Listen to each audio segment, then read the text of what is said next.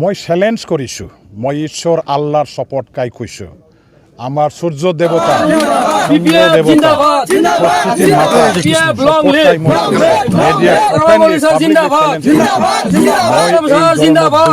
ৰাজনীতি কৰা ৰাজনীতিবিদ নহয়। ৰবিৰামে যিটো কথা কয় সেইটো কৰে, যিটো নকৰে সেইটো কেতিয়াও নকয়। যিটো হাতত কাম আহিব ইয়াৰহে কাম কৰিবৰ কাৰণে ৰাজহুৱাভাৱে ঘোষণা কৰা হয়।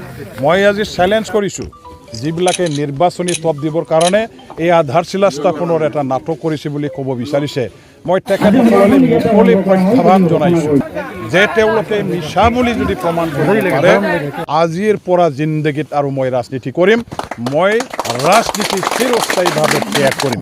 কিন্তু তেখেতসকলে যদি প্ৰমাণ কৰিব নোৱাৰে, মিছা বুলি যদি প্ৰমাণ কৰিব নোৱাৰে, সেই কামটো যদি সঁচা বুলি যদি প্ৰমাণিত হয়, তেওঁলোকে 1 মিনিটৰ ভিতৰত আমি ৰাজনীতি ত্যাগ কৰিম বুলি ক'ব পাৰিব লাগিব।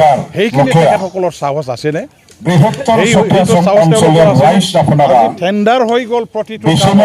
মোৰ হাতত টেণ্ডাৰৰ কপি আছে, মোৰ হাতত কমিশ্যনৰ কপি আছে।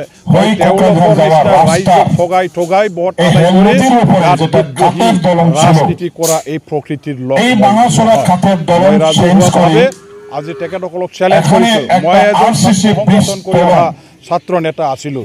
মোৰ নিচিনা মানুহ ৰাজনীতিক গাদ্দিৰ কাৰণে মিছাকে প্ৰলোভন দেখুৱাই মই কেতিয়াও ৰাজনীতি কৰিব নোৱাৰোঁ। তেখেতসকলে কৰিব পাৰে, পেছাদাৰী ক্ষমতালোভী এই ধৰণৰ মানুহবিলাকে ঠগাই ৰাইজক প্ৰতাৰণা কৰি পেলাই ৰাজনীতি কৰাটো